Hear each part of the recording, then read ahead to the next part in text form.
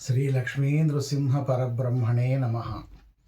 జీవితంలో ఎన్ని కష్టాలు ఎదురైనా, ఎన్ని సమస్యలు ఎదురైనా మనలో మనం ఏదో రకంగా సర్దుకొని పోవాలి, కానీ ఇతరులపై ఆధారపడకూడదు.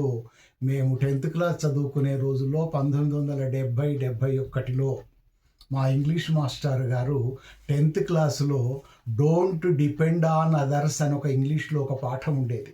ఆ పాఠాన్ని చాలా చక్కగా వివరిస్తూ ఆయన ఎన్నో ఉదాహరణలు ఇచ్చి దాన్ని మాకు సమన్వయం చేసేవారు.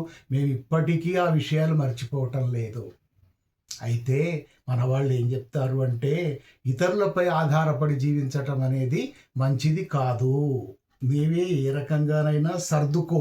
ఎట్లా అంటే, శిరసా ధార్యమాణోపి సోమః సౌమ్యేన శంభున తథాపి కృశతాం ధత్తే కష్టః ఖలు పరాశ్రయ.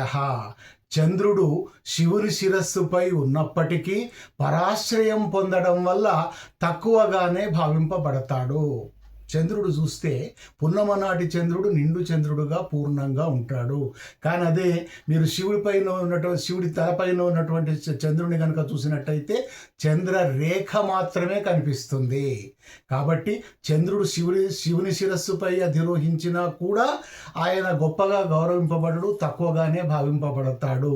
కనుక పరాశ్రయం కష్టమైనది. ఇతరులపైన ఆధారపడటం మంచిది కాదు. మన స్వతంత్రం అనేది ఉండదు.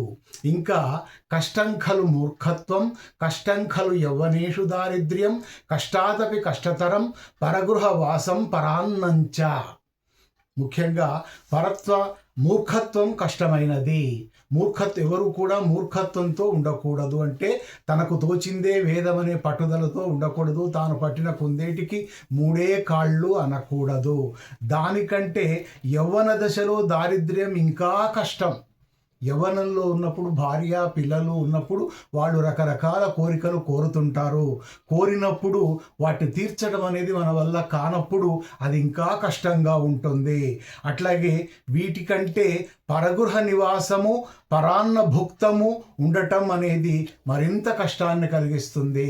పరగృహ నివాసం మనకు శక్తి లేక ఇంట్లో పరిస్థితి బాగా లేక ఇంట్లో తిండి లేక ఇతరులపై ఆధారపడి వాళ్ళ ఇండ్లలో జీవించడము, వాళ్ళ ఇండ్లలో ఉండడము, అట్లాగే వాళ్ళు పెట్టిన అన్నానికి ఆశపడి ఆ అన్నం మీదనే ఆధారపడి జీవించడం అనేది కష్టతరం. కష్టాలలో అన్నిటికంటే కష్టమైనది. ఈ రకంగా ఎటువంటి పరిస్థితుల్లో కూడా ఇతరుల మీద ఆధారపడి ఉండకూడదు. ఇంకా వినాకార్యేణ ఏ మూఢ గచ్చంతి పరమందిరం అవశ్యం లఘుతాం యాంతి కృష్ణపక్షే యథాశశి. కొంతమంది ఏం చేస్తుంటారు అంటే, మనకు తెలిసిన వాళ్ళే కదా, మన పక్కింటి వాళ్ళే కదా, ఇటు వాళ్ళే కదా, అటు వాళ్ళే కదా, కింది అంతస్తు వాళ్ళే, మీదంతస్తు వాళ్ళే అని పని ఉన్నా లేకున్నా మాటికి వాళ్ళ ఇంటికి వెళ్ళి వస్తుంటారు. అలా పదే వెళ్ళి రావటం అనేది మంచిది కాదు.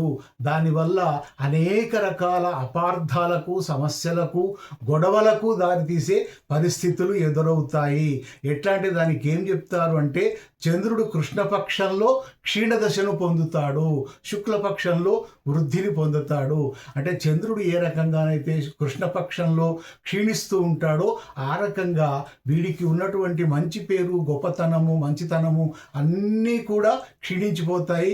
లేనిపోని అపవాదుల మీద పడతాయి. కాబట్టి ఇతరులపైన ఆధారపడి వాళ్ళ ఇంటికి పదే వెళ్ళి రావటం, వాళ్ళతో మాట్లాడటం, కలిసి ఉండటం మంచిది కాదు. అంటే తరచుగా అప్పుడప్పుడు మాట్లాడవచ్చు, కానీ తరచుగా వెళ్ళకూడదు, తరచుగా వాళ్ళ ఇండ్లలో ఉండకూడదు. ఇది సారాంశం. లోకా సమస్తా సుఖినో భవంతు.